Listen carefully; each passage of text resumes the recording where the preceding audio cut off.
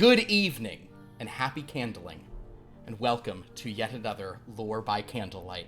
My name is Philip, and I am the Dungeon Master, and I am ensaliented, a term invented for this channel because Dan originally said he wanted me to say I was ensconced instead of surrounded when I'm in this thing, and then people were like, is that really ensconced? And for a while I said I'm sloshing in a We're bowl already of starting players. late. Let's move this. Understood. Yes, we are starting late, unfortunately, but I am surrounded by wonderful players. Say hello, players. Hello, Hello, players. Say goodnight, Gracie. Yeah, we're gonna jump on into the game today and not talk about possible ways to describe how we are in relation to each other on this Zoom window. But before we do that, first, of course, we want to talk about how this is a game in conjunction with Cantrip Candles, who make just the best candles around, be they D&D themed or otherwise. Tonight we are going to be lighting Sanctuary. Now, if you play this module when these modules, this stealth module comes with the Adventure Triptych, when they are relaunched in fall of 2024, you will notice that Sanctuary is actually the candle that is recommended to be burned in part 3. But because of some actions this party took, we're going to be reversing the order of the final two candles. We'll be burning Sanctuary this week and then Dungeon Depths next week. Fun fact, there is guidance for doing it in this order in the module. Also, I guess I'll mention... It's like the sick freak who wrote these anticipated that you might do that. It is, and I have so said... we didn't break the game? You broke... there is not guidance for if they want to do art. There was no guidance for art. If their plan is to sneak in after dark and do art, there's not guidance for that. But there is guidance for, reversing the order. But there are many wonderful Cantrip Candles scents. We're going to be burning Sanctuary tonight, which is a sort of representation of the interior of a cathedral. I'll give a very brief recap of last week's events for this party. They were hired by a mysterious stranger whose name they did not learn, and who is the main deviation from the written version. For in the written version, there is a very fascinating other character who is putting you on this quest. In ours, it is a Henson Creature Shop feature film quality puppet who was very, very sort of somber and morose and wearing a nice suit, but said he could not reach all of the handles in this place, and that's why he was late.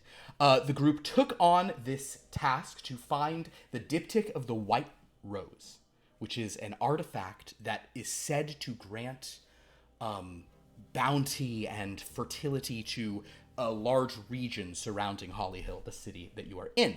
Having headed out there to scope the place out, you were given some advice on there is another party trying to steal this thing, so maybe hurry up. You were told there was a possible person who could help you, named the Eel Cart Man, and you were told to maybe scope the place out. Thanks to Jarn, our Githyanki, who is just so perceptive, he kind of walked past and had the whole layout of the thing without even going into it. He said, he kind of gave him that. Tuska started making some like maps. Say it. I can't say it. Tosca. Tosca. That's what I said. Everybody say it. Am I alone in this? Tosca. Tosca. Tosca. Tuscan. Tosk. I say You said it Tosca. that- I say You're the Tosca Tuscan like son. the opera, and she says that's wrong. Tosca. Tosca. Yes. Pasta. Oh my god. Say Tosca. it however. I'm not going to say Tosca. anything. Why don't you pick a name that's easy to say, like Jarn? You will study an accent for 5 weeks before you introduce a character. I know, with that. and I get it to close enough that every version I've said of your name is fine. Oh, jeez, Lord. All right, so in any case, go on. Tosca is going to was started doing a drawing of the interior, but she was noticed by Sister Leila, one of the nuns here at the Hollyhill Cathedral, who has a little bit of the be well about her, and she basically sort of said, oh, are you guys trying to do some art? Ilaria, who is a sea elf, kind of sea elf rogue who maybe sort of started suggesting she might want to join this order through her deceptive ways, they basically asked, hey, can we get in after hours to see this thing up, to kind of paint this thing up close or do some artwork? And Sister Leila, intrigued by Ilaria, intrigued by the satyr, and intrigued by Ak, in particular Ak's little friend. You want to bring up your buddy there, Ak? Yes. Bring up Akadama. Akadama. I was looking up his name. I did not remember his name. Akadama, Ock's animated sort of bonsai tree companion. Sister Leila was basically like, okay, I got to get these people in here. These people are rad. Mother Superior is going to be really happy with me if I do this. So she kind of said, meet me here at sundown. In the interim, Jarn went and solved a little mini mystery for the town guard, for Rabinia Jo and the rest of the town guard, while Ilaria, Tuska, and Ock went and encountered the eel cart man, who was a very sort of odd, they suspect undead, and Tuska thinks is a very unhygienic fellow, as some eel fell off his arm and he put it on a skewer and did something there. Something about him's a little interesting, even though Ock ate some and it was pretty good by all accounts for if you're into smoked eel. Ilaria, of course, has some general objections to land creatures eating sea creatures en masse. Is that a good way of phrasing it? As a industrial consumption? It's just very Yeah. off-putting. Doesn't care for that. So that's basically what you guys did last time. Ultimately, you did negotiate with this eel cart man that you're going to be getting in there, but you will need passage out of the tunnels. He shut down his cart, but he did ask Ock to sort of turn off his lantern for him. He doesn't seem to like fire. Clue, who knows? But with that, you guys were then told you were in luck. Sister Leila and the Mother Superior, a sort of stern orc in the kind of the more intense habit. She said, you are welcome to come in and paint. She did, however, request that you not go down below into the undercroft, which are sort of where the quarters of all of the sort of acolytes and priests here at this cathedral work. So basically, as the place is clearing out of people, as the sun is about to set, you are invited to go inside. That is where we left off. So, with that, I think it is time that we light Sanctuary. Ooh, we do this as like a little ritualistic thing all together here. Here we go. All right, so light your Sanctuary as you will. This one has some very pleasant notes of ginger, incense, and saffron. Ooh, I that's like nice. It's a very pleasant one.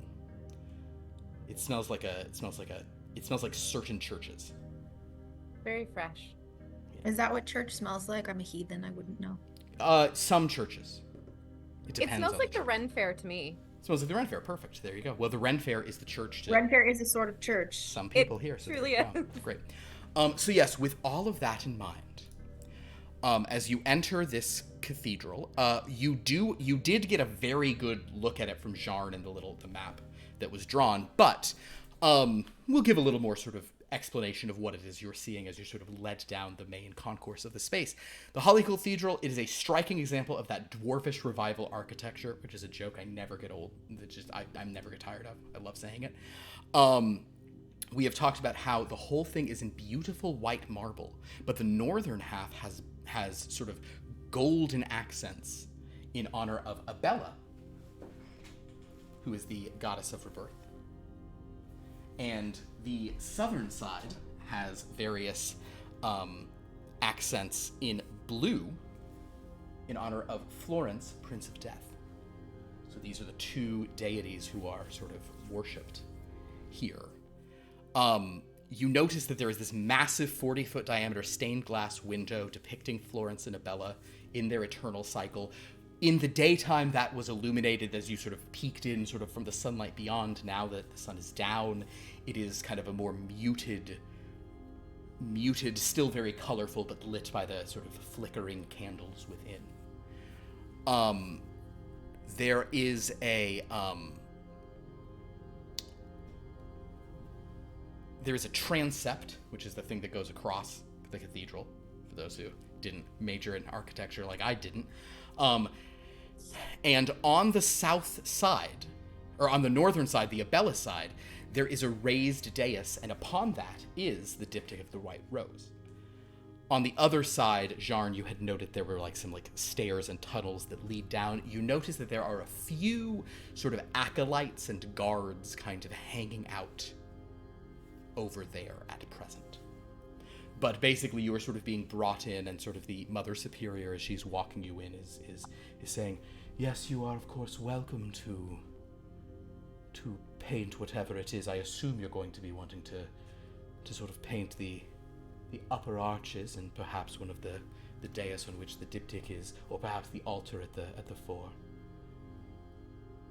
Oh yeah, I'm looking to paint everything. Wonderful. Draw, though. Do draw. a sketch first. I Yeah, see, of you course, gotta yes. sketch it out, Of course. And the rest of you are also artists, or? Well, no. I am an observer. Oh, I see. So why are they all here? And Sister Lila says, well, Ilaria might be joining us. And Ak has... And she sort of points at the pot hanging from your belt. She also kind of looks at Jarn and kind of just like nods in a very Aaron way. That's how she does it. She just looks at Jarn, doesn't say anything, but nods like that was enough. And Mother Superior kind of gives her a bit of a nod, but says, "So you're an interesting group of travelers. Where have you come from?" I'm from the jungles of McCall. Oh, that is very far away. Well, welcome. Are the rest of you also from the jungles of McCall? I know, obviously, I think it goes without saying, but I come from the astral plane. Oh.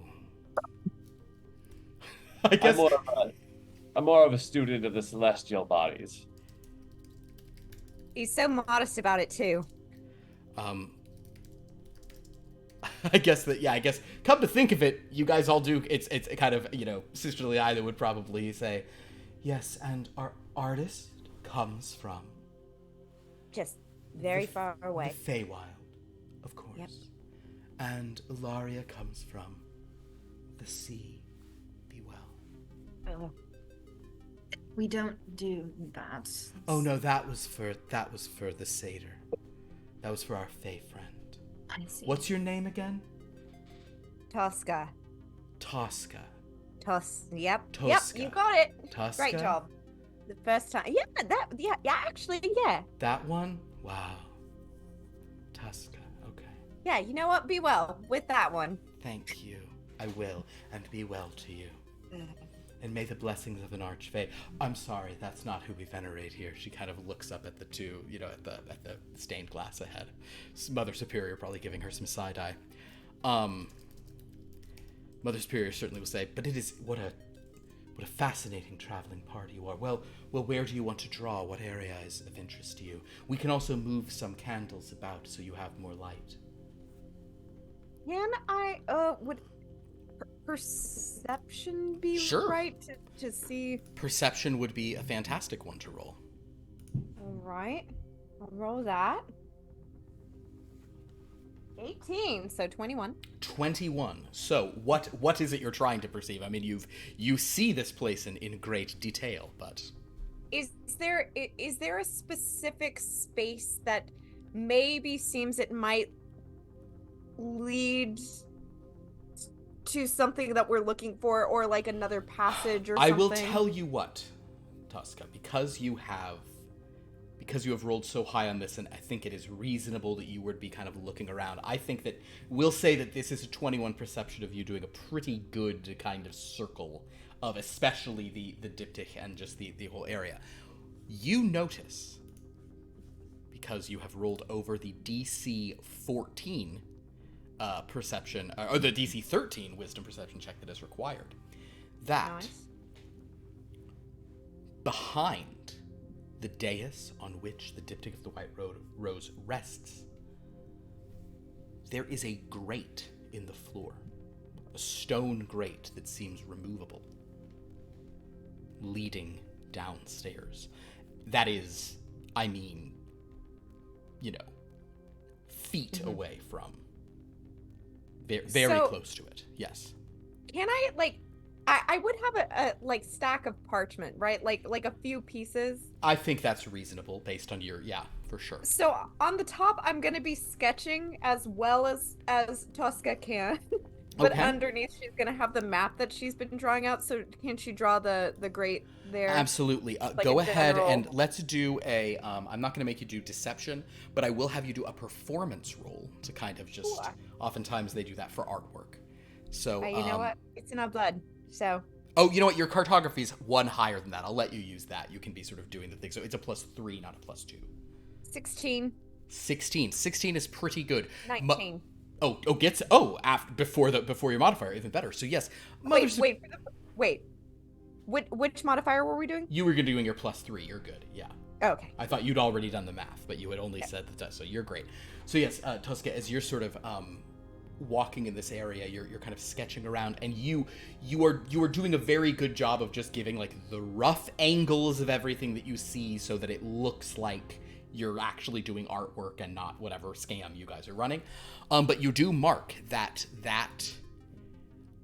grate is 15 feet from your target. So it's a very quick little just grab and go to that gate, provided you can get that gate up and whatever. But that's a much easier to access, much closer entry point to those tunnels below than the sort of larger passage on the other side of the transept, on the south, which you'd have to go like all the way across and walk over there too. And sort of, Right. so that is definitely a good sort of thing you've noticed. Is anyone else doing anything at this time?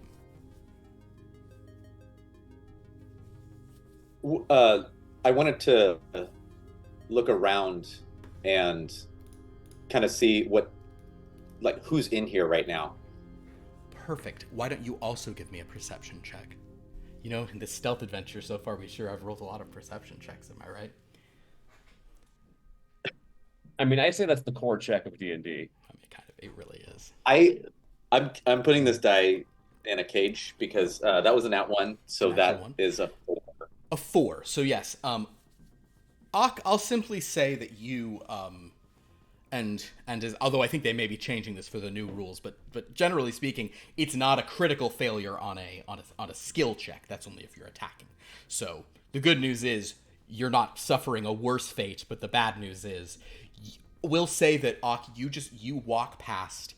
There are good candles out there, like soy candles, like the kind made by Cantrip Candles, but there also are some garbage candles in the world, right? Like made by like brand X.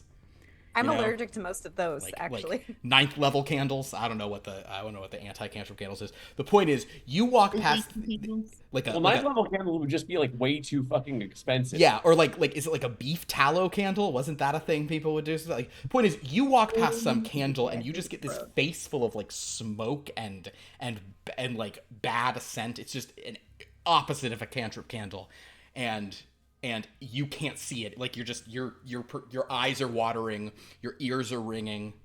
You just can't see anything. You avoid coughing, but for the most part, your usually sharp bugbear eyes cannot observe anything.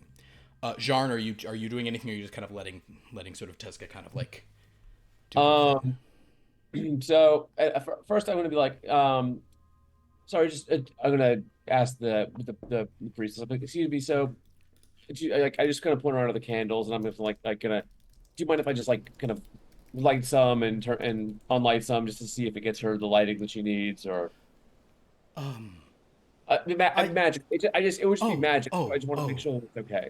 And I find any candles that are like have a purpose or just for visuals. That's fine, and we do have. She kind of gestures, and somebody even will bring over some of like their utility candles, the extra ones they have around. So yes, if you'd like to do that, what is you're just kind of unlighting just to find the right mood, or do you have a broader purpose? So yes, I am using my mini Nova effect to let her stuff out a candle. Because I am trying to like, the surface goal is to see how the lighting varies.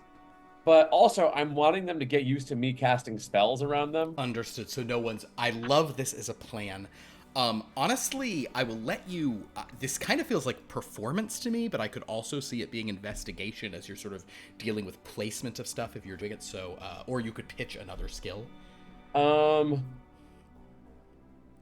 I mean, that's you're not really. I'm not really going to get anything better that I can really make a actual argument for. I Make believe a with my whole heart. reasonable argument. Yeah, I get it. Yeah, yeah. So I'll just do investigation. I'll take what you're giving me here. I love it. That's a 5. A 5.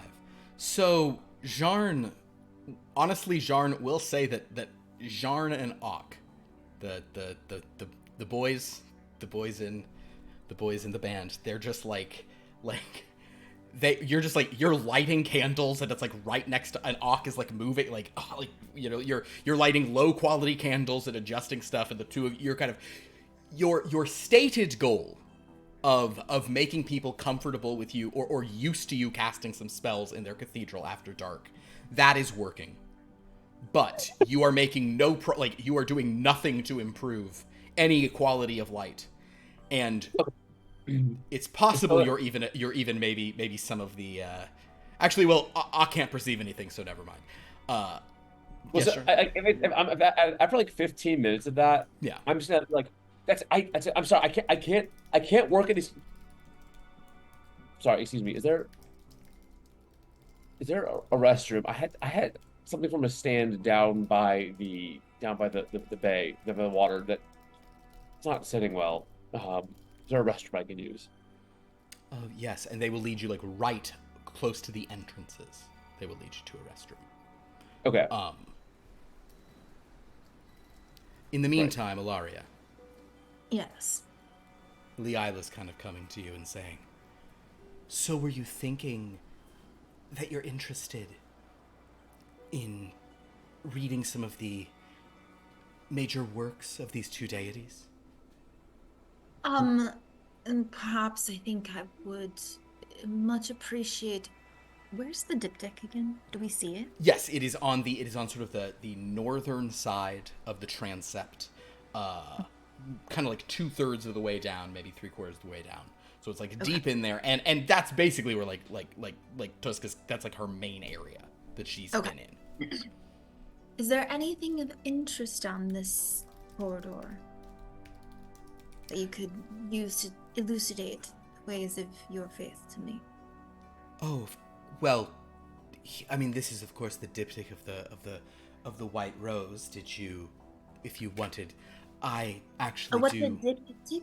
It's a double-paneled piece of artwork, and here's some, actually, this is the art of what it looks like. Oh. There you go. So yes, and actually, as it turns out, Sister Leila, like, had you encountered her in more normal circumstances and whatever, like, her main job is she gives tours and like talks about the diptych, like she's like an expert on it. So she will start telling you about it, explaining. Do I sense that she like knows a lot about it? So can I just play to her vanity and be like, "Oh, I don't know anything about that." Certainly. So she'll give you sort of the full download of it.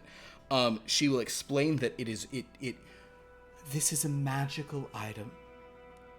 It is an artifact of incredible value.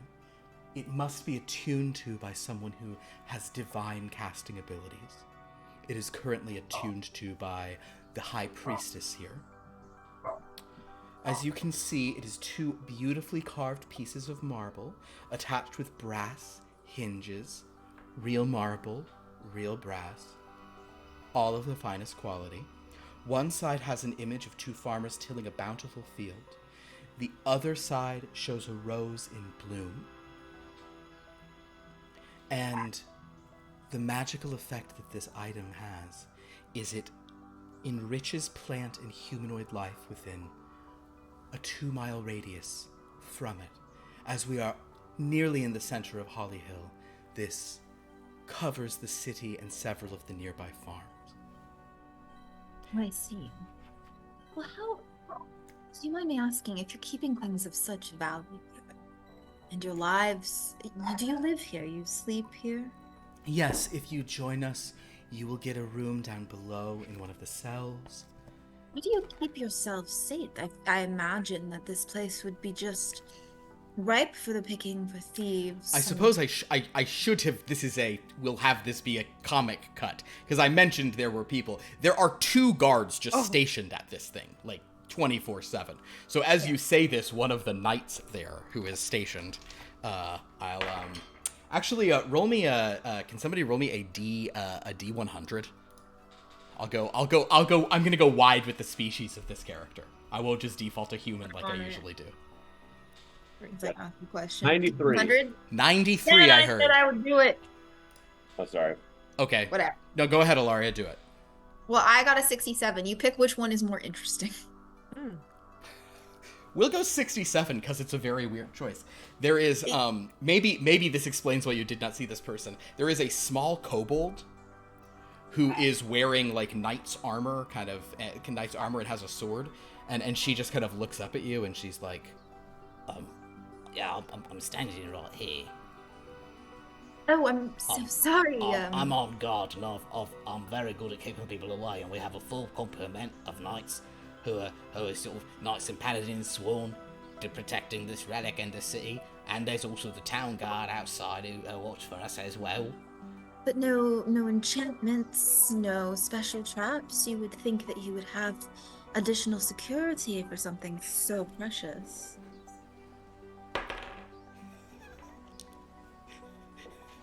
this knight, she's really on top of it. She kind of just looks at him like, And if we did have that, miss, you really think we'd just tell everyone about it? Oh, I see. Well, that's very clever, but if...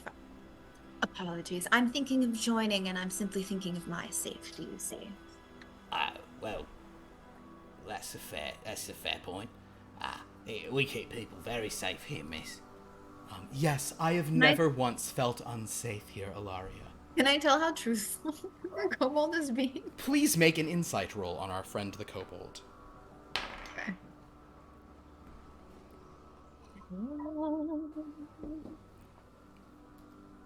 Okay, that is a 14 plus 6. That's a dirty 20. The kobold is being truthful, if not... The kobold is more sort of kind of thinking, like, well, one, like, yeah, we keep people safe, but, like, this thing, you know? But, like, the real thing to keep safe is this object, obviously. But, sort of, in addition, the kobold is probably coming from a place of, like, yeah, nothing's ever gone wrong. You know, like, what is your problem? Kind of, like, we know what we're doing kind of vibe. Okay. In the meantime, Jarn, you did go to the bathroom. Yeah. Did you have an ulterior motive? Of course I did. I figured So you would. the first thing I'm gonna do is I am going to use my mini note. I'm gonna wait a couple minutes. And I'm actually gonna pee so that I could, like, you know, so that I'm. Is there anyone? No one's like hanging out there, right? They're just like, here it is, go to your thing. So basically, they send it. Yeah, nobody's standing there guarding. There are a couple of guards at the doors beyond it. Just so you know, it's like there's like a bank of sort of restrooms or whatever, sort of near the entrance. That's where you are. In that case, I am going to use my mini nova again. Okay. I'm gonna create an instantaneous, harmless sensory effect. I'm just gonna make it smell. You know those like really like sulfurous like poops and farts. Cool. Classy one for this game. I like it. Cool. Our sponsored game. The kind Please, of thing go would for be it. greatly masked by possibly having like a cantrip candle in your bathroom the way I do. I don't know. Carry on. But I'm gonna make that stunt happen, and then I am going to I'm gonna change into a spider. Oh, understood. How do you change into a spider? What's that called?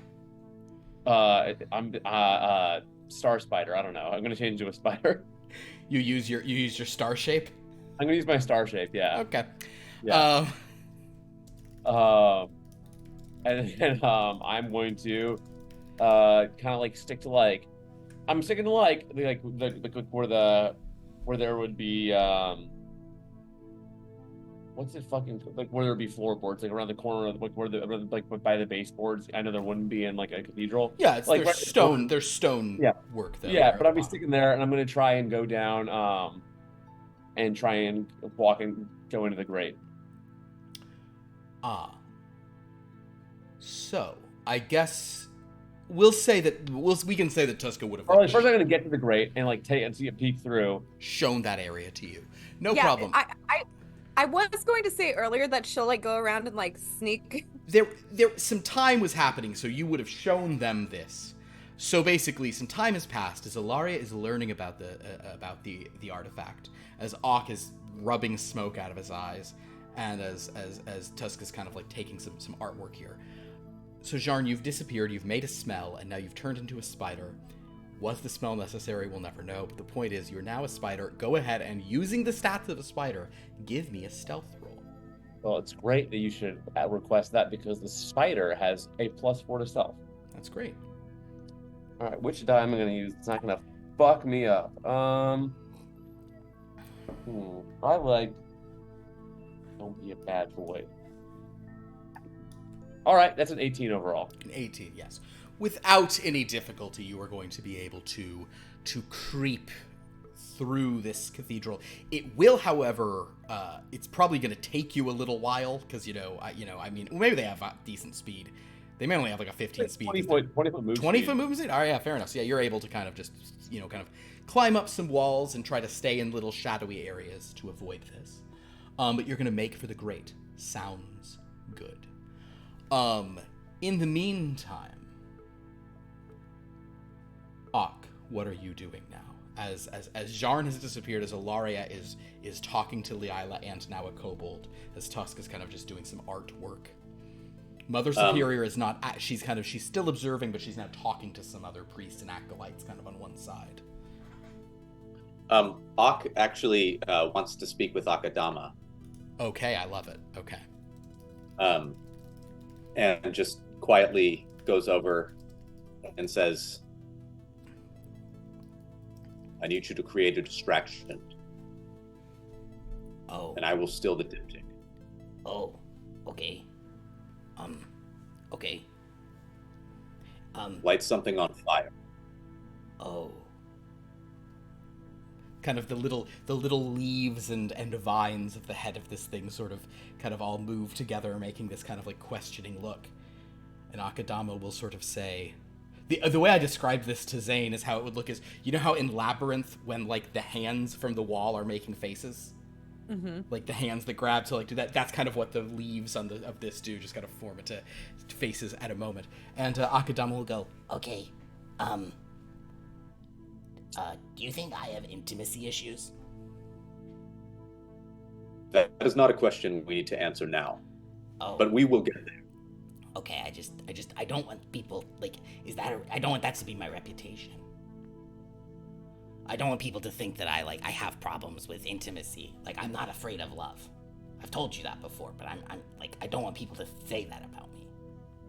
You will find someone for you, but I'm not saying that I'm looking specifically. I'm just saying I don't want to have a reputation that that's something I run from. All right, Are you into the nun? I know she terrifies me, but if I have to light a fire, I will do as I must. and he slurps out on the ground and just starts very slowly moving. So now there's a tiny spider moving. There's a tiny plant moving. Tuska, what are you doing? Would it be enough time for her to have completed a detailed map? Like, is she good on that? Because if so, is the answer yes? I think given the time, you have a map for sure. Okay, are there any statues in this place, or gargoyles or anything? Absolutely not gargoyles on the inside, but there definitely are sort of statues of. I suppose there are sort of, perhaps they're not called saints, but sort of important figures in the mythos of Abella and Florence. She is going to be doing her darndest to draw one. Okay. This would definitely be a performance, not a cartography. So you add 2 to this roll as you try to draw. 7. Okay, a 7. This is it's, you look at it and you're like you're almost getting into okay, I'm gonna do art, this will be good, and you look at it, it's like a smiley face and you're like, oh boy. But so as you're doing this, as Auk is kind of maneuvering himself, as Sister Liila continues to talk to Ilaria and this kobold, and as Jarn is crawling like a little spider all alone, I think, Jarn, I'm going to say that you are going to get to the grate. That'll be sort of the first thing that happens. So yes, you can make it to the grate. And if you're going to descend down below, or are you just going to peek in there? First, I would like to peer down into the grate. Understood. And see. Give me Notably, Spider does have dark vision. It is not necessary. The tunnels down below are lit, so that's kind of a good thing to remember for later. But as you glance down, go ahead and make your perception check using the ability of the of that spider. Using the perception. Wow, I wish it were Friday, because that's a 13 on the die. What does it get you to, though? 17. 17. Plus 4 for spider perception? Hey, not bad. Yeah, right. So, what you see is that this undercroft... Sorry. No, there's no modifier. Oh, so flat 13.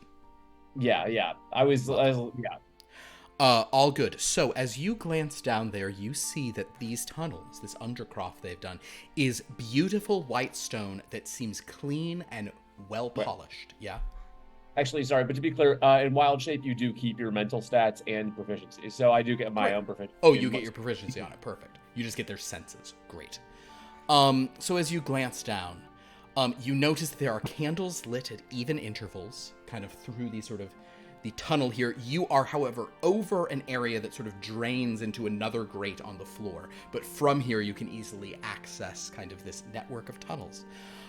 You also see there's a lot of kind of graven details in the stone, more iconography of Abella and Florence. And I don't know what kind of sense of smell a spider has, but... I mean... With their feet, you think? Your spider is picking up what you should know is incense, ginger, and saffron. There you go. I just Googled, do spiders smell? And they do taste and smell through special sensory organs on their legs. There you go. Then yeah, you have that.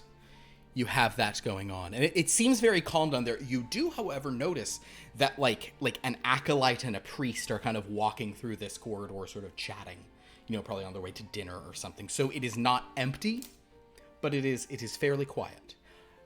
This is not a mechanic in this game, but because I do it so much, Dan, could you just roll me Actually, let's do it for the rules, and there's just no... I'll just bank it for later. Roll a d13 if you have it handy. We'll do that as your luck roll.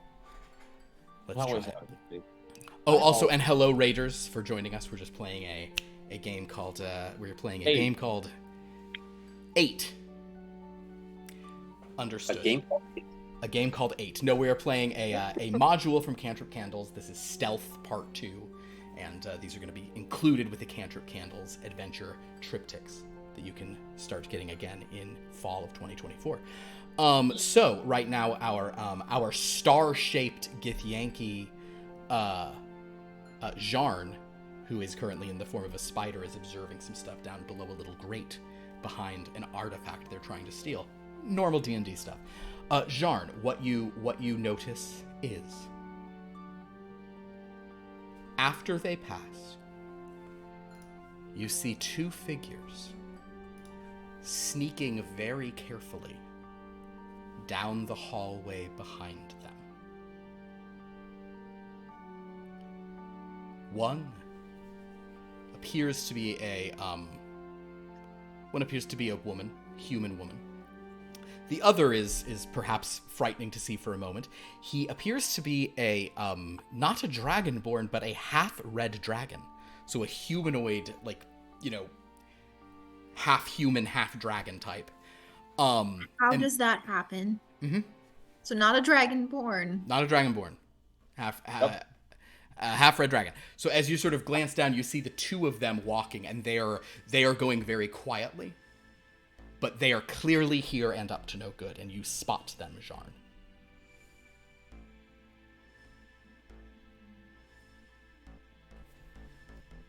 Interesting. Well, hopefully we can take advantage of their no good. So there's another grate right below me.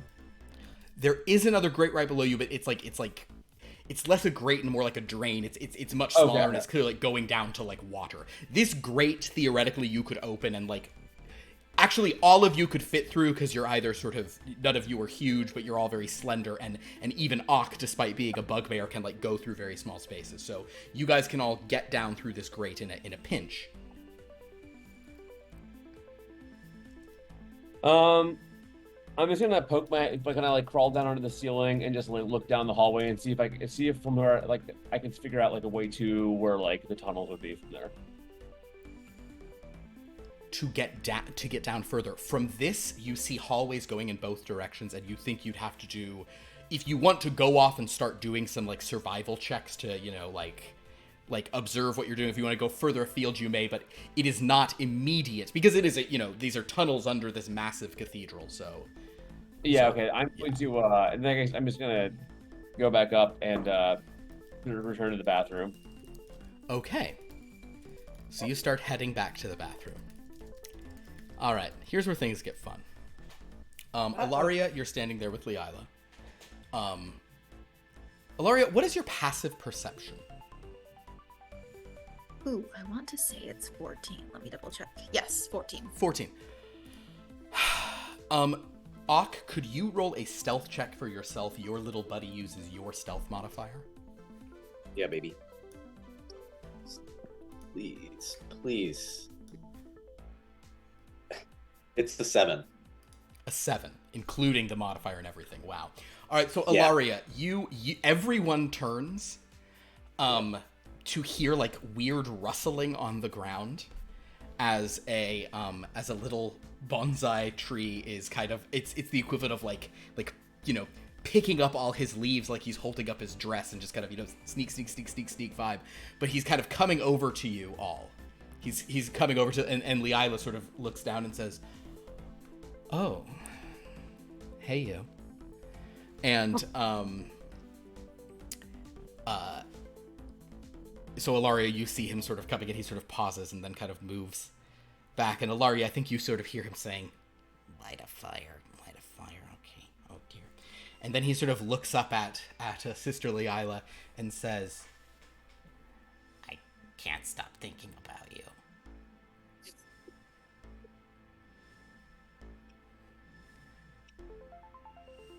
It's like all I can think about.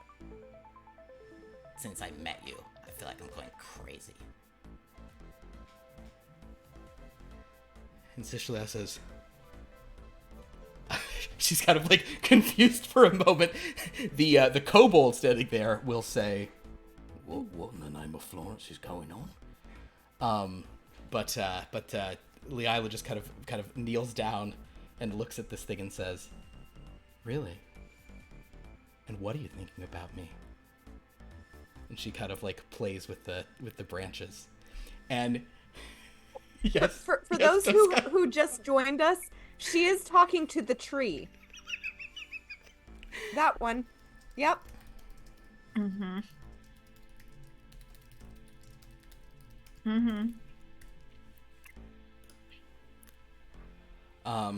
He'll say, I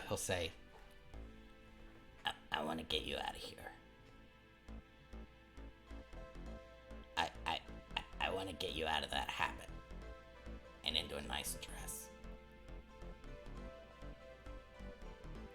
she's like, oh, well, we can definitely discuss the first part. And she's just playing with his branches. And Ilaria, anything you want to add, or just want to get the hell out of this situation? So I guess that answers the question about celibacy for your sect. Celibacy? Oh, that. Yes, I'm led to understand that some human religions require a certain amount of... Well, they do, but, I mean, do plants really count? We count. We count where it counts. My bark is worse than my bite. I don't know. Ock, you witnessed this. You told him to create a distraction. I will tell you that the two knights there, like the knight on the other side is kind of leaning over, checking this out. Just curious about what this could possibly mean. Tosca, everyone's noticing this. Jarn on the wall crawling along. You are even noticing this. I mean, you're probably, you're perceiving it in a weird kind of way, but you are definitely noticing this happening. I'm like trying to listen, but I'm sprinting back to the bathroom so I can get out of there. Yeah, exactly.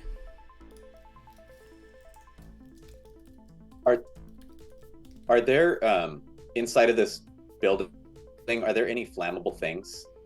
Like, are there draperies or anything like that? There would not be too many. I mean, there are some wooden things that will take some fire, but not just, they won't go up immediately. There are not really any draperies, though, within the cathedral. It's very much stone and glass. There are the sort of the pews are wood, the sort of seating is wood, and there are some like wooden candle stands and things like that, but there is not like, there's not easy to ignite, other than the clothing people are wearing.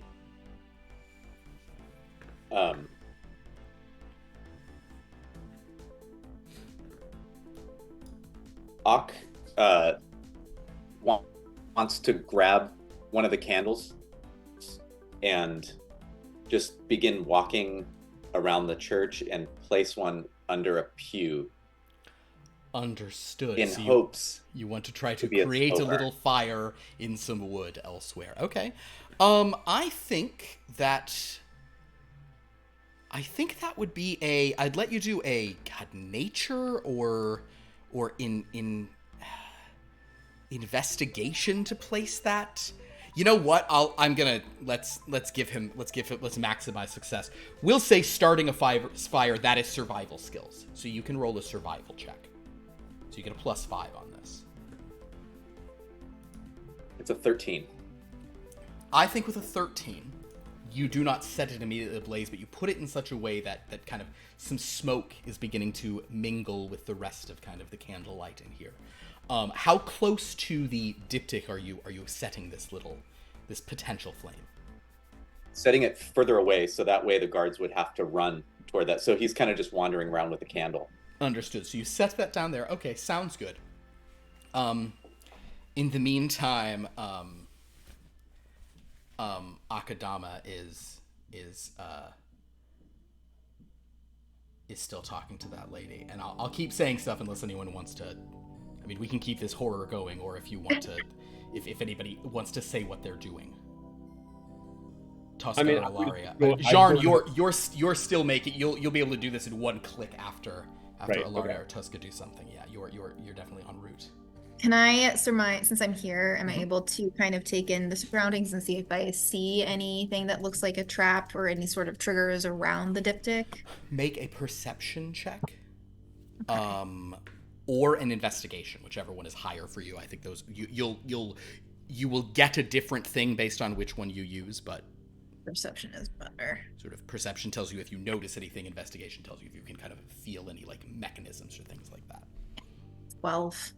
You, with a 12, you do not notice anything amiss. The only protection on it seems to be the guards and stuff like that. You think it's perfectly plausible that there are hidden wards somewhere, but you don't notice any there's nothing I can see in this moment. Nothing you can see in this moment. Okay. Yes, Tosca? Tosca would have... it's reasonable to say that she would have marked where the guards are and stuff like that, yes, right? Yes, now guards are... people are moving, but you've certainly marked where kind of the pair over there, and that's actually interesting. Give me a perception check while you're doing all this. Sure. But my question is, could she... Oh, not very good. 11. Great, continue. She would like to try to in between trying to draw these statues, could she try to guess their sight lines? I see. I do an investigation check as you try to calculate kind of who sees what where and in what sort of arrangements. Absolutely. That's a 6. Yeah. You came in here and you did some good work at the beginning, but people keep moving, and also there's smoke coming from something. You're like, that's kind of weird. Wow, that chair's on fire. Okay, whatever. I'm not gonna warn anyone about that. And then you are hearing, you probably are getting distracted by hearing Akadama saying things like, "How'd the last person you were with treat you? They're probably nothing compared to what I'll do." I'm a real gentle tree. Do you? I take you to fancy places. I'll spend a lot of that weird money you humans use. Yeah. Tosca's gonna look at Ilaria, hearing this, like, I do. are trees even capable of those kinds of interactions with humanoids? I mean, I suppose he can shoot his sap. Ugh! That's horrid. Thanks, Cantrip Candles, for sponsoring this game. We do appreciate it. The door.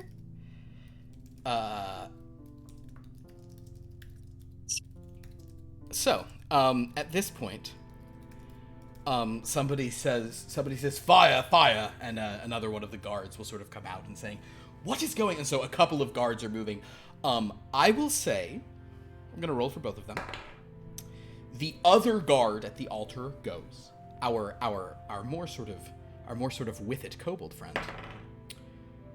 She stays at the altar. She's not so much staying at the altar, she's kind of looking, but she really just wants to hear what else this tree guy's gonna say. Because this is getting weird. We all kind of do. And then meanwhile, and of course, because Sister Leila is just kind of like, also Sister Leila's like, well, Mother Superior's not here, so why didn't you tell me about how you bloom? Oh, well, yeah, that's more a flower thing, but my leaves sometimes do bloom, and then they wither and die in the fall. Oh, and then you're like, just exposed, huh? Yeah, oh, you like that? I don't know. I like a man who's not afraid. Perhaps the two of you would like to get a room. Oh, we're just having some playful banter, aren't we? Oh no, baby, not me. I'm serious. I'm all in. Because Ock can communicate telepathically. You can, yeah. And wonder what you've been saying to him this whole time. He says, get her away from the diptych. He says, why don't you pick me up and see how my leaves feel? I want to feel your skin. You're totally soft and not woody or leaf covered or thorny skin at all. She goes, oh. She picks him up and he kind of like curls around her. She goes, oh wow, you have a lot more articulation than I was thinking about. Oh, if you think my branches are good, maybe you should see what I can do with my roots. They run deep, if you know what I mean. I mean, about this deep, because it's how, this is how big I am, yep. And she's like, well, that's interesting. And he says, ooh, why don't you take me to some dark little vestibule, and we can talk. I can whisper more things in your, those things on the side of your head. I know what they're called, but I can't remember right now. You just made me so nervous, baby. You made me want to act out. You made me want to do something. Ock does what? Ock says ears. Ears. Let me rustle sweet leavings into your ears. So, Ock. No, I'm gonna roll on his behalf. Actually, I'm just gonna roll his persuade check to seduce this Sister Leila. Yeah, it's a 16. We'll go with it. I think that she is. I think what's going on is neither of them are like they're just playing this. They're just seeing what no one they're both whatever, but they're young. They're having fun. It's fine. So she carries Akadama off to some dark corner. So right now the kobold is looking there. Meanwhile, Jarn, you're coming out of the bathroom. You heard some of that earlier, but right now you look over and you see that there's like one guard has kind of waved the others around and he's like, candle rolled under the thing, and then it's like, yeah, that's fine. And so kind of there's some guards kind of further back. You see one guard still at the thing. Ilaria is kind of standing there. Ock is in the area. Tusk is not far, so you're sort of further back. And then as you kind of come further in, you notice that Sister Leila's just kind of like this with little plant guy, kind of saying, I don't know. What do you think of birds? Oh, I don't care for. I genuinely don't care for birds. I really hate them. Okay. What about bugs? I don't care for bugs either. This isn't like a joke to me, though. I really don't like. They eat me. I don't care for that. Understood. Okay, well. What about the birds and the bees? But together, I mean, I don't like when birds or bees do. I mean, I don't like either one of them. I guess bees pollinate, so that's kind of okay. But Okay, no, bad example. What do plants know about? Talk to me about being green. well, it ain't easy. Okay, so as you guys are sort of, he's gotten her away. There is one guard there. Jarn, you're sort of coming over, but Ak, are you about to do something? Are you going to make a move? Yeah, and so there's one guard near the. I gotta say it right. The diptych. The diptych, yes. Okay, the diptych. And how much smoke is happening right now? Not much. They have put it out at this point. It was a single candle lit on fire, but they've big heavy cloaks. It's out. And it's 2 guards total.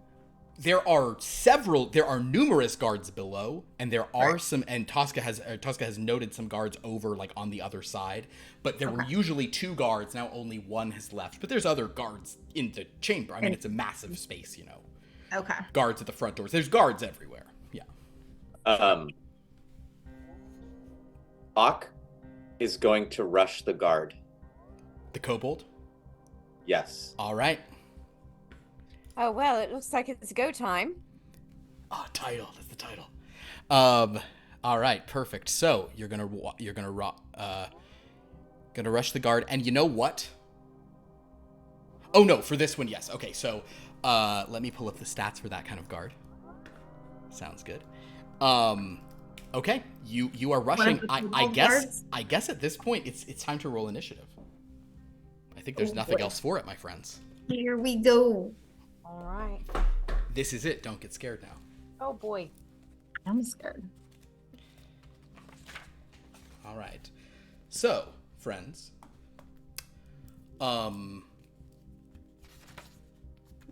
did anybody roll over a 20?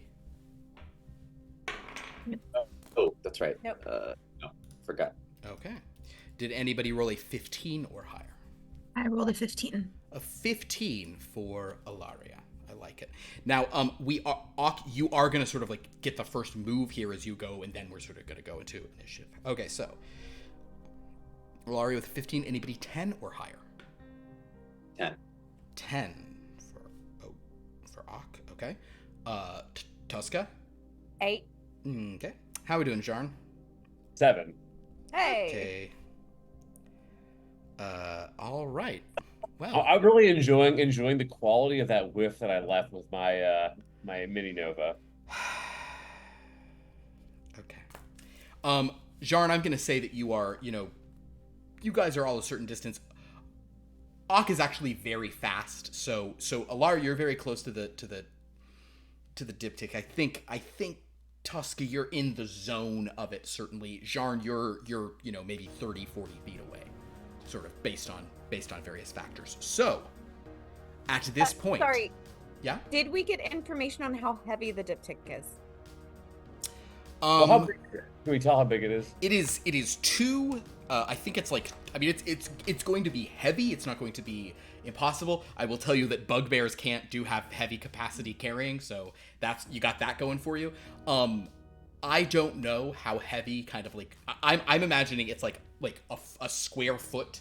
2 square foot, like, marble slabs. Seems like it's probably It's heavy. held on by hinges, right? It's held together by hinges, so it's like not super heavy, but you pick them both. You can fold it up. So Or- it's, If it's magic, it won't break. it's what? Okay. If it's magic, it won't break, right? It actually literally you legitimately can't break it. Yeah, it's an artifact. Oh, I was gonna say we could always try to take it apart into 2 pieces. I think in this case you'll just carry it. So but it will be heavy. I don't know that it will fully encumber anyone. And because Ak is a bugbear, they get they have powerful builds. So they can carry like they're a large creature. So Okay. Sounds good. Ak will be fine. The rest of you maybe rolls based on what else you have in your hands. So as this is happening, Ilaria, you notice Ak moving, kind of like swiftly moving towards this guard. The one near me or the one other near one? you. I'm actually going to say, since he goes first, I'm going to say that you will just hold your action till right after he goes this first round, and then you can sort of do what you like. Sounds good.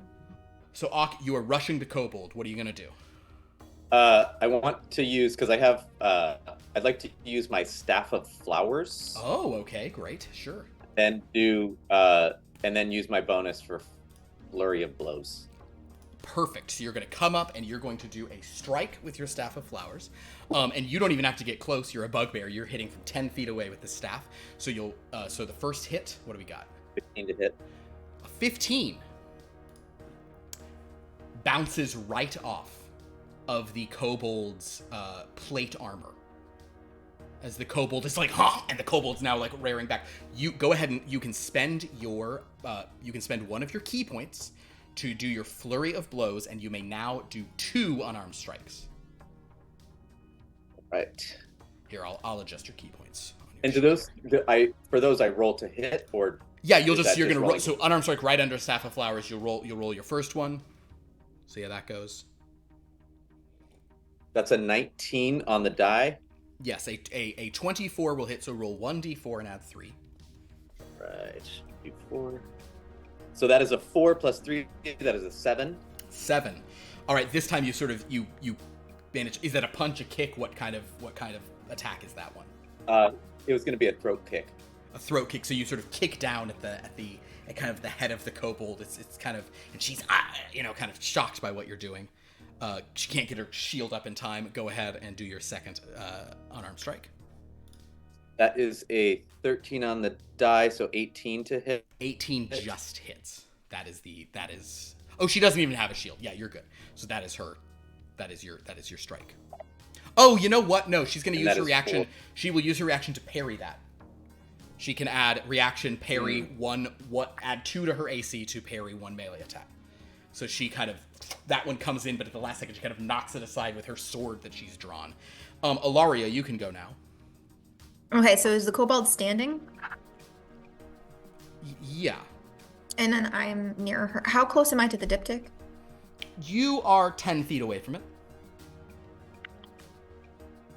And how much can I move in a turn? You can move a lot in a turn because you can bonus action dash. Yeah. So you can move. You could Where? theoretically move. 30. You could move 90 feet. The thing is only about 20 feet away from you, so you could theoretically move to that grate and get down it in this turn. Move to the grate and you could grab it down. If you wanted to grab the thing, run to the grate, and go down, you have the movement to do that with your bonus action dash. I also will say that this knight made a tactical error because can't attack you since you've already used your reaction to block a throat punch. I'm God. Oh, why did you go? We didn't talk. Monks are known for having no patience. No patience at all. Can I try? Poor kobold. Can I try to slit the kobold's throat? Am I close enough to do that? You can. I should tell you this is a heavily armed, extremely adept kobold, so you can make an attack on the kobold. You have not. You've done 7 points of damage to this kobold. You are nowhere near bloodying this kobold. Oh, okay. This is a. I'm saying kobold, but it's a knight is who you're fighting. Right, it's a knight. Okay, then I'm not run and grab the diptych and just go. Okay, so you run, you pick the diptych up, you start to move. As soon as you pick up the diptych, over you, a 20-foot tall figure appears. It is Florence, Prince of Death, who bellows, "Thieves!" This certainly attracts the attention of all the guards around. But this huge figure is kind of over you, staring down frighteningly at you having grabbed it. Do you want to continue running with it? Do I get the sense that if I put it back down, well, it doesn't matter now, the thing's gone off. There's this they're holding this like moon lantern, kind of just like swinging, that Florence has with this kind of just like absolute anger and fury on their face.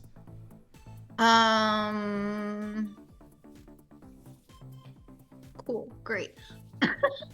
I guess. How far away is Tosca and Zarn? Jarn may be Jarn may not have the total speed, but the rest of you are all certainly can get to that grate on one movement. Okay. You all have that ability. I think we're just gonna have to jet for it. Just gonna run for it. Yep. All right. So you pick the thing up and you run. Yep. You get to the grate. Now this grate is fairly heavy. But it doesn't actually require a check. Only if you're trying to kind of move it really quietly does it require a check. If you're just pulling it up, that's fine. So in our stealth module, we're going not stealth. So yes. So as you run over to it, you can pull it up. I'll say that'll kind of be. I'm gonna let your interact with object have been.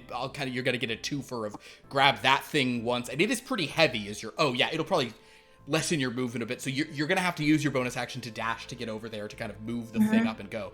But you are able to pull this up, and if you want to just drop down, it seems like it's a 10-foot drop, so that's not going to cause any damage. You can kind of hold on and drop down, so you can be down in the tunnels and maybe start running where not, but you can get down there at the end of your turn if you'd like. Sure. Okay. Tosca. Yes. Tosca. You got it the first time. Tosca. You're doing a great job. What would you like to do? Seeing Ilaria just grab it and bolt, she's gonna go ahead and how far away am I from the grate? You can make it to the grate on your turn. Also, Ak, I can do mirthful leap as well. You can. You could jump. Yeah, if you want to do a mirthful leap, you could totally do that. Ak, I will mention that you technically were not engaged with that. You did a couple hits, and they sort of the kobold knight, she struck back. So if you wanted to move towards the grate with your movement on your turn, sort of seeing Ilaria was doing that, I suppose you also could do that. Yes. Okay, so you've used all your actions and bonus action. What is your movement speed? That is, it's speed. It's kind of up. It's like the top right. 40 feet. 40 feet. You have a 40-foot move. Okay, yeah. You did have to. Okay, so you're not to the grate because you did have to move up on the kobold, but you can sort of be running. So you're definitely on the way to the grate. You're approaching it for sure. Okay. So are you going to do a mirthful leap to get to it, Tosca? Yep. All right. Go ahead and roll your d8. No, that one. Okay, so you guys see that you kind of like she's kind of like it adds to my normal movement though. Well, it costs your normal movement. So basically, you see Tosca's about to do kind of like a standing jump, and she does a jump, and she kind of jumps a foot 8, but then the rest of it she can just sort of run. So within your total 35 feet, you jumped a little at the beginning to look cool, but then at the end you got there and. She slipped on the stones that it's made out of. She can't help it. Well, hooves and I get it. Hooves and stones doesn't always go together. Yeah. Okay, Jarn. No, actually, yeah, Jarn, you are next. Okay. So I'm looking at the rules for jumping. Yes. How far away am I right now from the grate? From the grate? Yeah. I think we said you're 30 to 40 feet away from the diptych itself, and the grate is 15 feet beyond that. So let's say you are 45 feet away. Okay, in that case, what I'm going to do is I'm going to use my action to use my gift psionics and cast jump on myself. Okay. By tripling my jump distance. You triple your jump distance. This does not increase your total movement you can do, though, right? Right. So you can still only move up to your speed, but the idea is you're sort of leaping it rather than running it. Okay. And then I am going to So what I'm going to do this time is right now is I'm going to be like running towards him, like, but I'm going to be like, oh my god, like what's going on? Like what's happening? I tried to pretend like they were doing something that I wasn't in on because I was in the bathroom and Totally. like I've just been in the bathroom. Don't go in there, buddy. Okay, sure. Yeah. Got it. Yeah. So I'm just like, oh my god, please, everyone stop, like you know, like being like they don't know what's going on, you know, like if that makes sense. Give me a deception check to see if you can avoid attention. That's a 6. Okay, so you don't avoid much attention. I think people are like, these 4 are the problem. Are you running to the grate? Yes. Okay, so we'll say that with your 30-foot movement speed, you're obviously not running like up towards any specific person, but you make it kind of you're going to be about 10, 15 feet away from the grate by the end of your turn. So you and basically at the end of this turn, Ilaria and Tuska, they have gotten down. Jarn and Ak are still up. Our kobold, it is now the kobold's turn. She will sort of turn to this massive apparition and say, I shall swear I'll get it back for you, sir. And she's going to run after she's running to the grate. She's going to try to go down to the grate. Ak, you technically can do an opportunity attack as she passes within 10 feet of you. That's your range if you're willing to spend your reaction. Yeah. Okay, so go ahead and make an attack with your staff. Your staff of flowers. Okay, staff of flowers. Yeah. It is a 12 on the die, so 17 to hit. So just bounces off, and the kobold's just running. She will sort of leap down, finding Ilaria there, and she will. These CR3 monsters are kind of tough sometimes, guys. These CR3 knights. All right, she's going to just swing her greatsword a couple times. The first attack, does a 12 hit your armor class, Ilaria? That is a good question. No, it doesn't. Okay, so her first strike, she can't hit you. Her second strike, I think that will hit you with an 18. Yeah, that will hit. All right, and she will deal you a rather rude she will deal you 9 points of slashing damage. She sort of cuts in against you and is kind of holding there. And now she sort of sees the two of you, and you guys are down in the tunnels. And she's sort of screaming out, "They're down here! They've gone down here! Help! Help! Help!" Okay, so that ends the combat round. But some other things are going to happen. I got to roll initiative for some new friends. Oh, great. Okay. Oh boy. Oh boy. Okay. Let's just real quickly look up the stats of a half-red dragon. Don't worry about it. Okay. There. Oh, golly, these are bad. This is bad. This is bad. Okay. Perfection. Okay. So, top of the initiative round. As you guys are down there and you're kind of between a night and a hard place, Ilaria, you hear footsteps coming down the hallway very quickly, and you hear the clanging of armor. Okay? Okay. You hear clanging of armor. As you look down, you notice that there is some kind of guard there, like running to sort of help you, to kind of like join the fight. And because this is NPCs, we can do stuff with that. It's fine. And then you see a sword just go straight through the chest of this guard as they are knocked aside, and this half-red dragon veteran is just like stalking down after you guys. Kind of like, and you can tell that this individual, whose name is Felix Ferocious, his eyes are just like glued onto that diptych. That's like, he's clearly just looking there. That's what he's after. And he's like, they're making it so easy for us. For old Felix Ferocious. And as he sort of gets in here, that kill of the guard, that was for flavor, that wasn't an action. The action's going to be worse. He opens his mouth and just breathes fire on the three of you. So you and the kobold and Tuska, I need all three of you to give me a dexterity saving throw. As he just...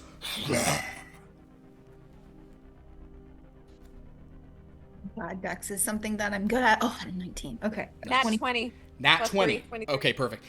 How's our knight gonna do? She might be... Oh! She fails by 1. She rolls a 14, but it's a DC 15, and she doesn't get anything to her dexterity. So, Felix Ferocious coming in hot, literally. I mean, it's pretty fitting for a kobold to die by the hands of a half-dragon. I mean, That's pretty good. oh, there are some 6s in there, sadly. Okay, so... All right, so the two of you lose 10 hit points. Even me? For your successful dodge. Meanwhile, the kobold knight, she's falling back and like rolling around. She's on fire. Okay. That's not great for her though. She definitely is now bloodied and not having a good day. But Okay. Felix Ferocious, and he kind of like is standing athwart your passage, and he's kind of now like he's reaching for the diptych, but he's kind of surprised you're still up, so he's reaching for it. He hasn't got his hands on it yet, Alaria. You're still kind of trying to dodge away, but he's right there in your space, kind of looking pretty mean. So what would you like to do, Alaria? And so we jumped down 10 feet, right? You have jumped down. So you are down in this tunnel. You don't know where you're going. You don't know how to get out of here. You are now, there's a knight who wants to get the thing back, but on the ground. There's more guards around, but now you can tell Felix Ferocious is... Remember that we're talking about there's like competing bidders here? Yeah. That's what Felix Ferocious is. Yeah. And he's yeah, just... yeah.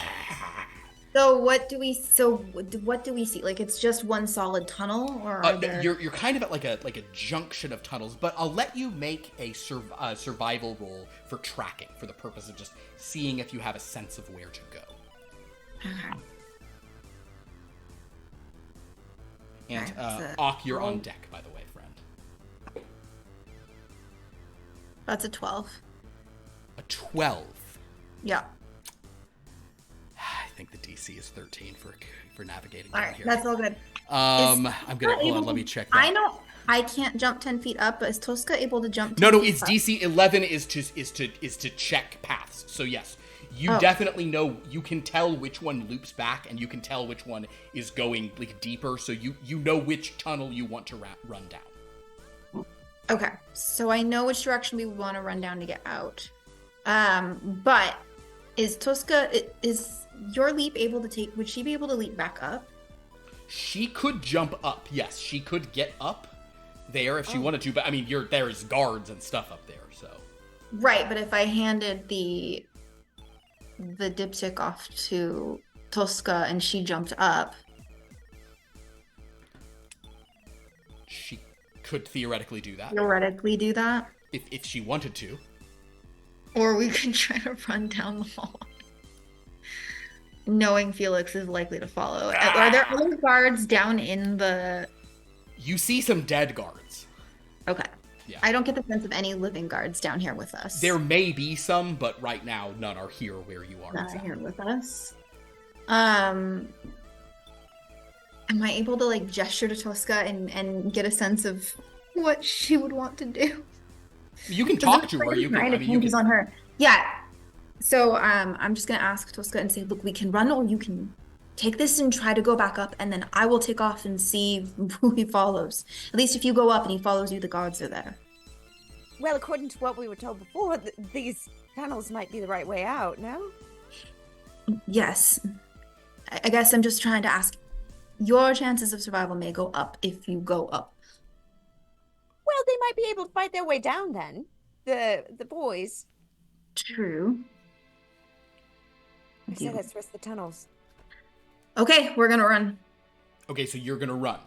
Mm-hmm. Alaria. Okay, he's gonna make an op attack as you go. Oh, well, you could bonus action disengage if you wanted to, or action disengage to get around him. You also could hit him once and then go. You know, you can move a lot with bonus action. So if you want, you could stab him, disengage, and run away if you'd like, or you can just run and you can cover more distance but he might be able to hit you or cover less distance, and yeah.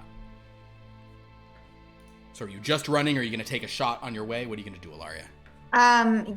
Sure, I'll take a shot on the way because honestly, I don't know that I'd be able to outrun him anyway. So Go ahead and stab the guy. And you get to roll a... Oh, also, you could use your bonus action to try... Oh, you don't need... You have it because Tosca's also within 5 feet, so you're fine. You don't need to waste a bonus action on insightful fighting. Good. So make your attack. All right. Come on, roll high tonight. I got one high roll. Okay, so it's an 18. 18 hits. Oh, okay. So roll, and you get your sneak attack damage, so you will get to do... this will be 1d8 plus 2d6 plus 3. And while you calculate that, Ak, I'm just going to say it's your... We'll get to you, because you're coming down here too, apparently. You know, you saw some fire jump up out of, like, where the Great Hole, and you're like, uh-oh, but, you know, you're not going to stay up here, so if you will go to your turn here, Ak, what are you doing? So has he made his way down, or is he still on his way? Ak? Yeah. You ended your turn like 10 feet from the grate, so okay. You can jump He's on going down. to continue going, and so you get down in time to see Ilaria. How much was it, Ilaria? 17. You get down in time to see Ilaria stabbing a scary-looking red dragon guy. It's not a dragonborn. The ridges are real sharp. And, like, the whole place is sooty. You see, like, that kobold you attacked is, like, stop, drop, and rolling herself, which is hard in metal armor. You see Tosca is all, like, you know, cindered, and Ilaria's as well, but they escaped the brunt of it. Ilaria just stabbed him, kind of disengaged, and then ran 30 feet down one of the hallways. What would you like to do, Ak? Would it make most sense also to attack and then disengage? You can attack from 10 feet away without getting into his melee reach. Okay. So that's your whole that's your whole thing. So you can like skirt around him and go. We'll say these tunnels are wide enough. Okay.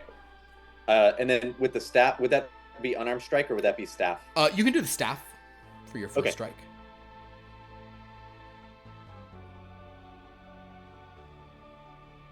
So that was a nat 1. So that's a 6. So a nat 1 automatically misses. It's a critical failure. You strike at him and he just like, oh, in fact, there are flowers on the top of the staff, I think, right? The magic staff. Mm-hmm. You strike it and he catches it in his mouth and he doesn't destroy the staff, but he just bites off a bunch of flowers and just So your first strike really hurt your morale, but you can make a bonus action and then run around the guy. Yes. So do one unarmed strike.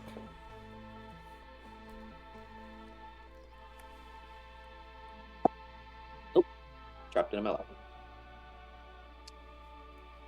12 to hit. 12 to hit. The 12 sadly does not hit. He just kind of dodges it, but you're able to kind of run. He's like, hey, where? You can see he's like turning because he wants to go after Ilaria. You distracted him with that strike. Tosca, it's your turn. So now you and Ilaria are basically down the thing at the same distance. You guys are 30 feet down the hall. Tosca, it's your turn. How far does my longbow reach? 30 feet? Longbow reaches very far, but you may be too close to him to use it. You can't use like ranged weapons close up. Okay.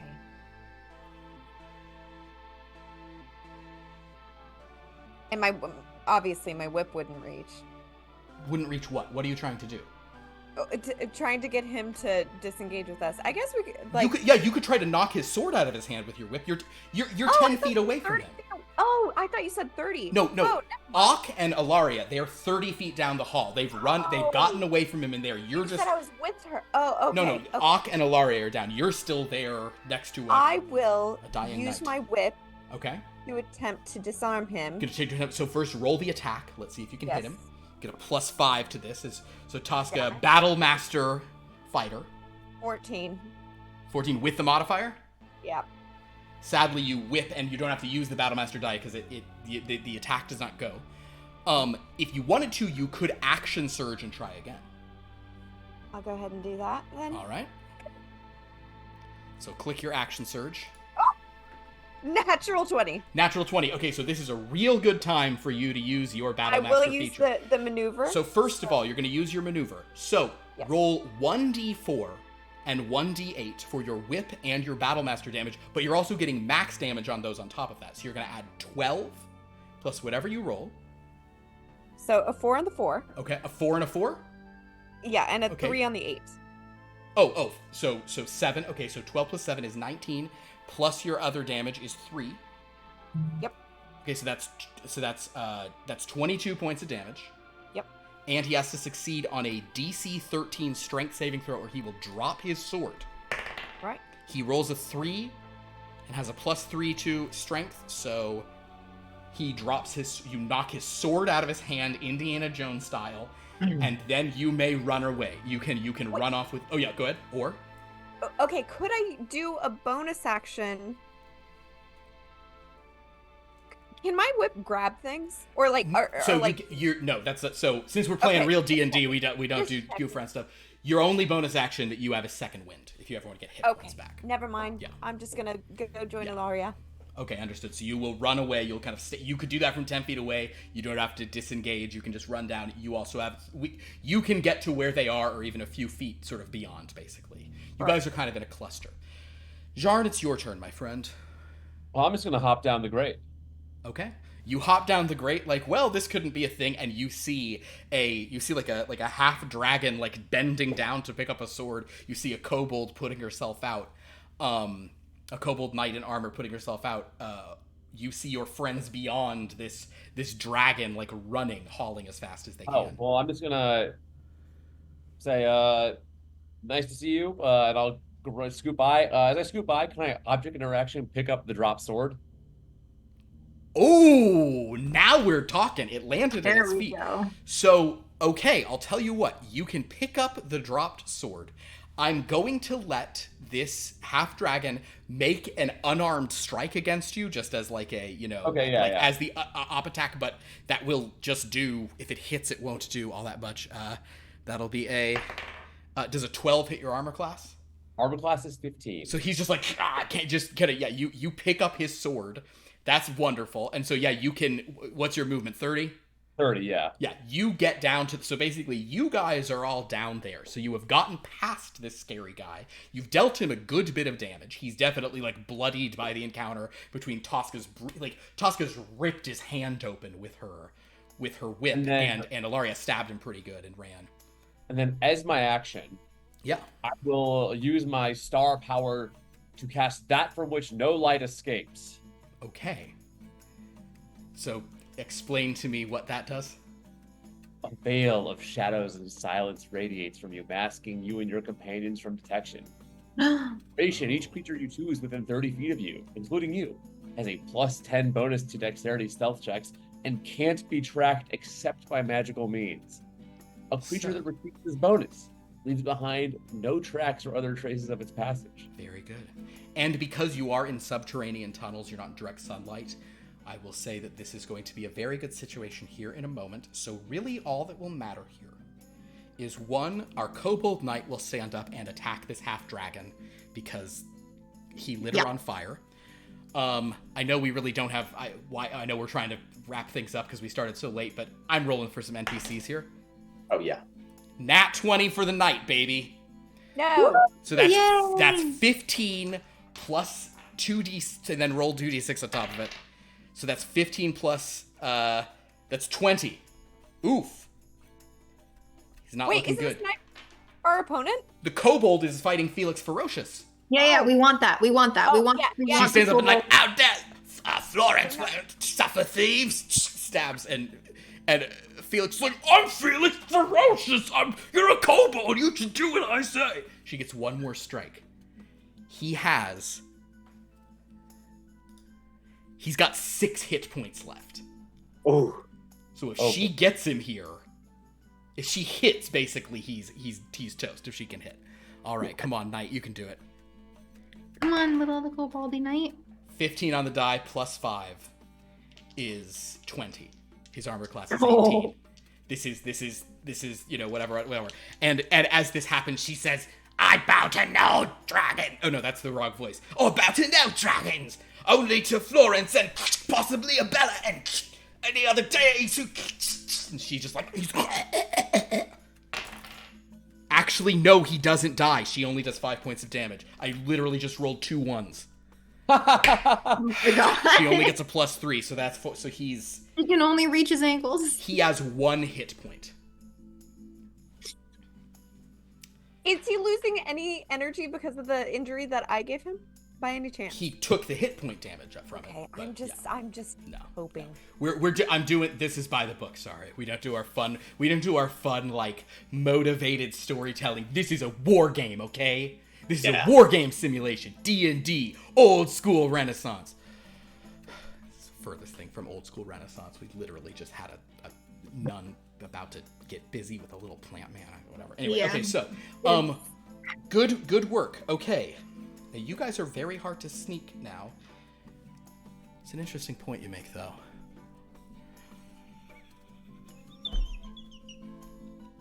What? Nothing. I'm gonna tell Dan. Will think it's funny later or obnoxious later. I'm just rolling for someone who. Okay, perfect. So, top of the round, Felix Ferocious. I'm sorry, we're still in NPC mode. Felix Ferocious has 1 hit point left. He's going to attack the kobold. He has to draw his short sword. His short sword will hit. He'll hit with his dumb short sword.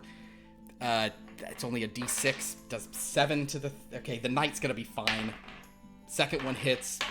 Yeah, the knight's not looking good. But if the knight can get him 1 time, she's gonna take him down. That was gonna be so dramatic if I hadn't rolled 2 1s. Okay, Ilaria, it is your turn.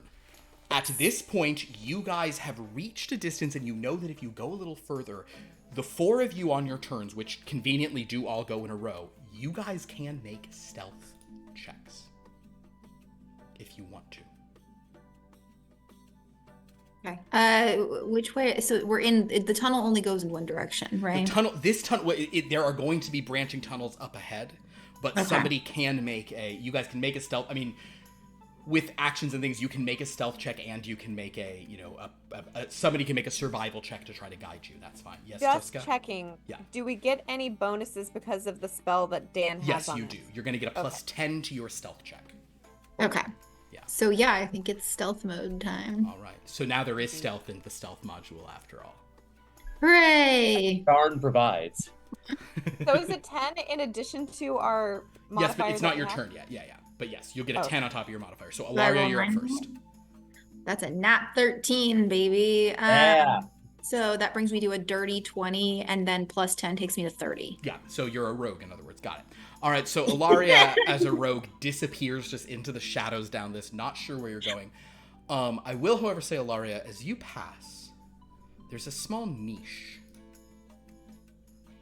And you see, in this niche, kind of cut into the wall, it's like limbed in a glowing divine energy, and there's a little object sitting in it. It appears to be a saffron flower that has been preserved in lacquer, hanging on a pendant.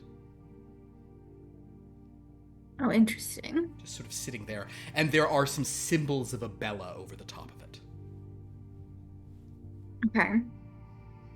Can I do an investigation check? The ability to do that right now? No. I think probably not at this, but this is, if you guys are Next trying turn. to move and sneak, this would probably be just a grab and go situation. Not pause for it. So if you want to grab it, you can. You suspect the others will also see it. Yeah, but I don't want to set off another alarm. Sure. Oh, if I don't have a chance to look for get a sense of any traps, or I can't read what the symbol, I don't know what the You symbols don't say. know what the symbols say. I'm gonna leave well enough alone. Ilaria will leave well enough alone. Wonderful. Auk, you're next. Give me a stealth check first of all. 16 on the die, 21. +10 Plus. is 31. Oh, So Auk is 31. just bugbear sneaking. Auk, you guys can see one another since you're sort of sneaking together, but you guys are like, oh my god, we're making no noise. It's like your footsteps are padded. You're like magically melting into the shadows. Auk. Yeah, go ahead. I was gonna say, I know that Ak also can see in very dim light. Yes, you can. as Oh. well. Wanted to if there's any chance. This hallway is full of candles. Idea for later. Actually, Ak, you have druidcraft, don't you? Yes. If you wanted to, you could spend an action snuffing out a candle just to give yourselves more darkness up ahead. I would love to do that. Perfect. Tosca, it's your turn.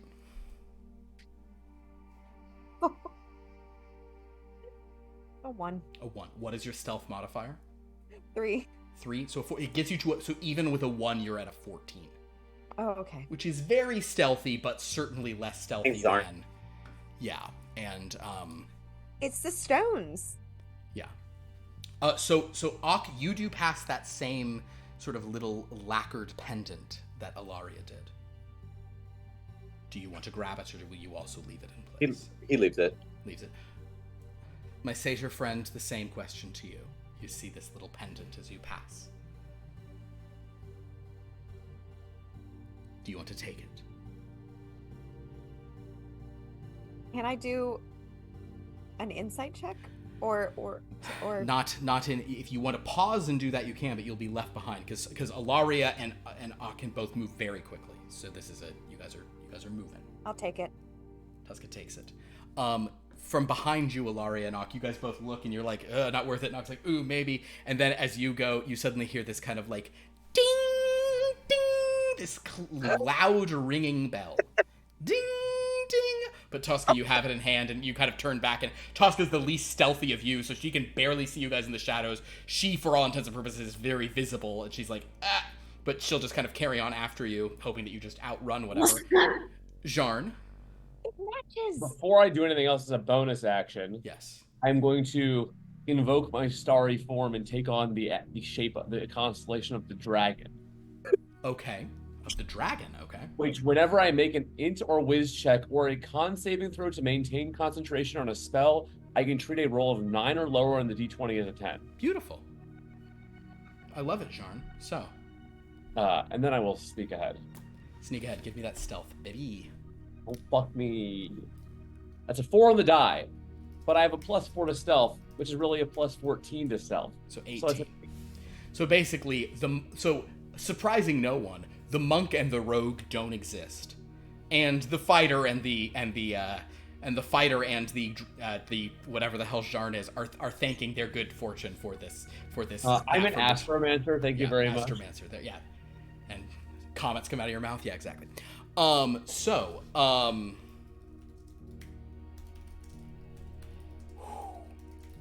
right. Well, the good news is you guys are very stealthy. You have gotten down the hall. I need, at this point... Oh, Kobold's going to try to finally kill Felix Ferocious.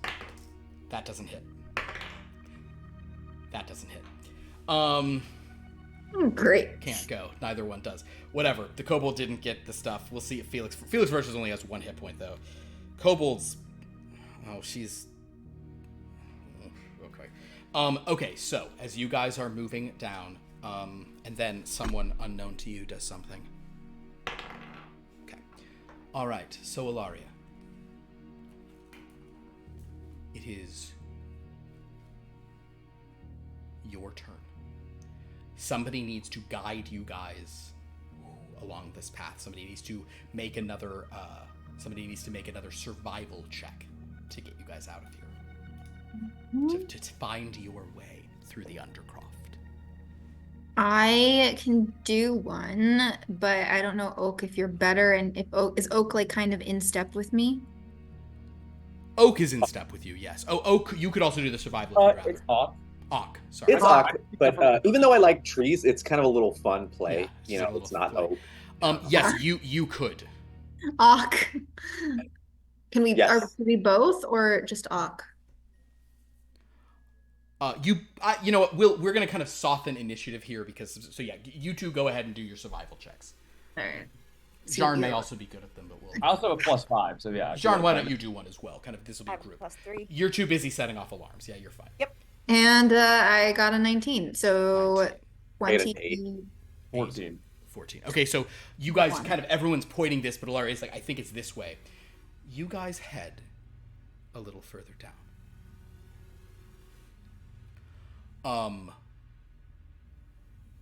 You reach a natural stone, an area of the Undercroft that is like not worked stone. You're kind of stepping into natural cavern, and you hear water as you reach this place. You then see that there is a metal portcullis that had previously been bolted into sort of some kind of like into the stone itself. It has been moved aside. Oh, There is a rope tied to sort of a stone formation leading down into these tunnels. Looks like we must go down. Sure. How far down does the rope go? Can we tell? What's your passive, like 14, 15 or something? It looks like it goes about, it's pretty dark down there, so it's outside the range of dark vision, but you can see a little bit of light. It's at least 60 feet down, but probably not too much further than that. You can also hear some stuff. It's probably Do we have any sense of who would have done this? Like set this up? Do we think it's make an insight roll. okay? 8 and 6, 14. 14. Based on the it's a real like dragon style knot, so you're suspecting it was Felix Ferocious. Felix? Okay. But Jarn has yet to convey that he knew Felix was not alone yet, so that's a good little beat for us. Yeah, well, because Ilaria was about to say to the party, speaking very stealthily. Yeah, you guys are stealth for sure. This does appear to be a dragon's knot. He wasn't alone, though. I can tell you that much. When I was a spider, I saw him with someone else. Well, that's very good to know. I mean, so there may be more than just two of them, so we should be on the lookout. I'm sorry, you said he was with a spider. No, I was the spider. He was with someone else. Oh, I see. Well, who is that? What type of being was this other person he was with again? It appears to be a human woman, if you recall. Yeah, I think it was a female human, but could be someone disguising themselves, or who knows. So anyone is a suspect. More. They were traveling with a dragon. I don't know what to expect. I mean, that's kind of, it's kind of a gauche way of putting it, but sure. He All tried right. to kill us. What? He tried to kill us. We can insult him if we want. At this point, ad hominem attacks are totally fine. Well, all right. Well, anyway, let's get up The here. point is he was deadly, and we don't know what he was traveling with. True. Listen, this thing I'm doing is only going to last for an hour, and I'd rather not spend the rest of it standing right here. So let's Okay. Just everyone be very quiet. yes. So are you guys going to begin to climb down the rope? And no more touching things. Right, but it was pretty. We'll It's my necklace. start climbing. Perfect. All right. So, climbing this rope. Does this require I don't know if going down requires. I only have you go. Well, you do go down.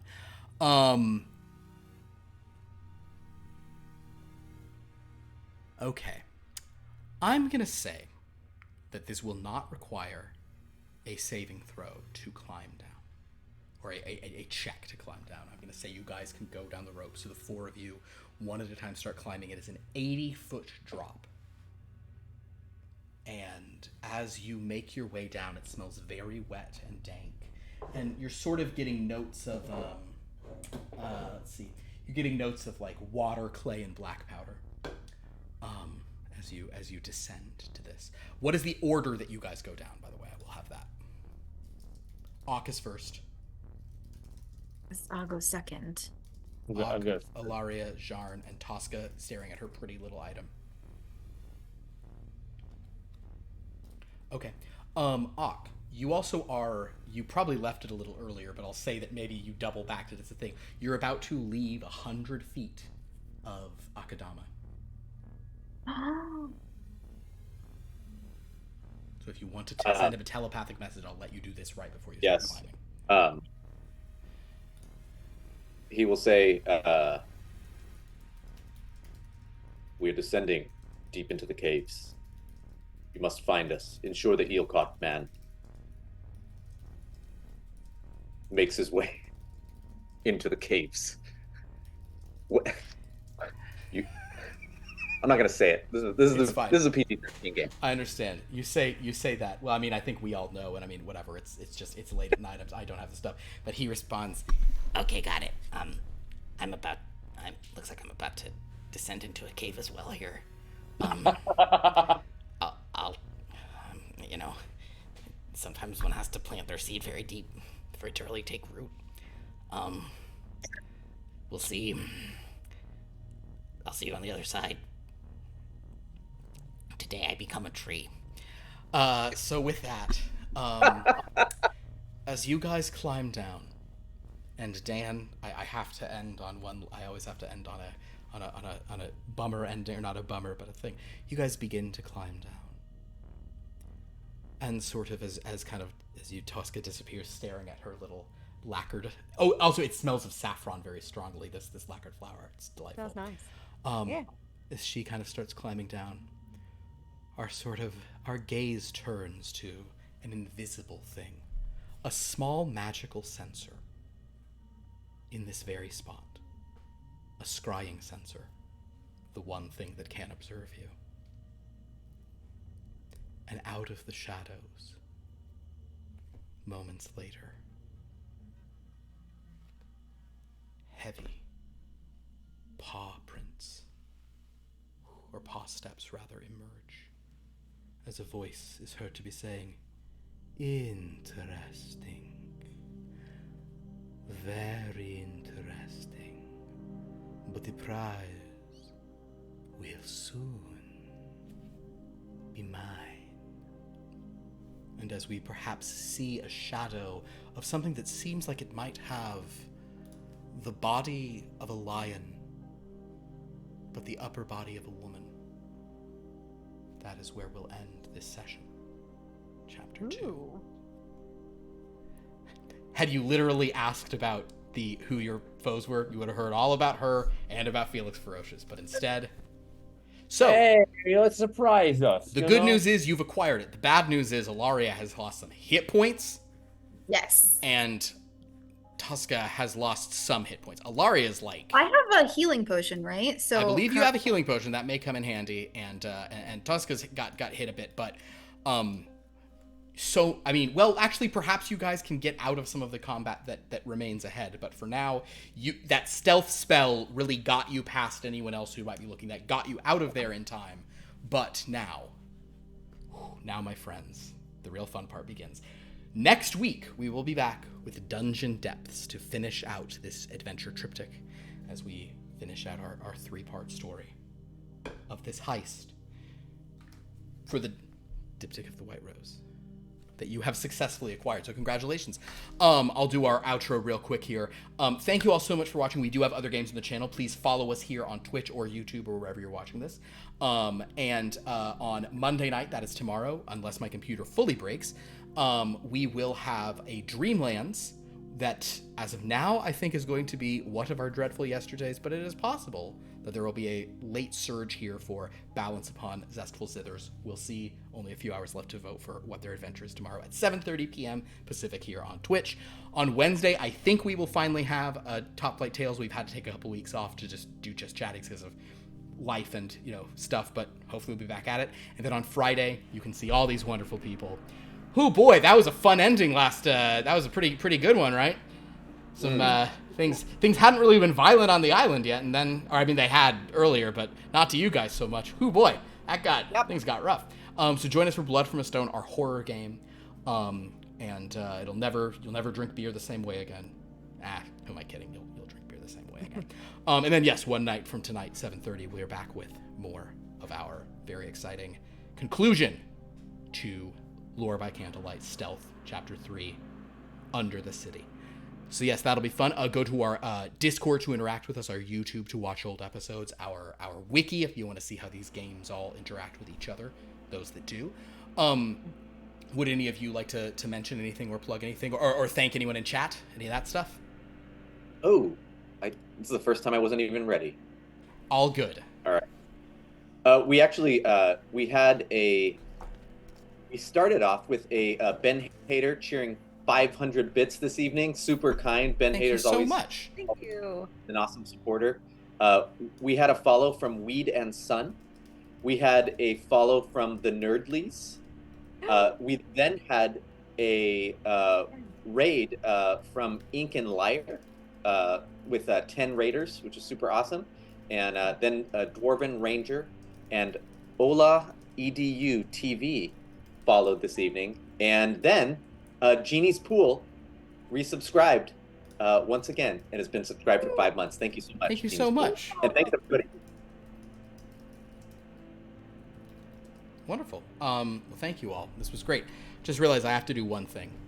I'm gonna have to really quick roll to see who wins, who dies, who lives, who dies. Oh yeah. Oh, That's yeah. Yeah, He we misses. gotta know. Felix We misses. gotta know. Felix misses twice of his shots. Okay, so she's got to land one and she wins. Come on, Kobold Knight. You need a His armor class. 13 or he's 18. She's a 13. She got a +5. 13 or higher. Rolls a 2 or her first strike. 14. That's it. She finally kills him. It's a brutal battle. And she's not going non-lethal, I assume. Oh, she's not. Although that image of Florence above has finally left, so who knows what the deal with that is. Thank you so much. We have a little ritual here where we blow out our candles for the final beat. Oh, they're so hot to touch now, but it's fine. Thank you all for watching, and until next time, lights out.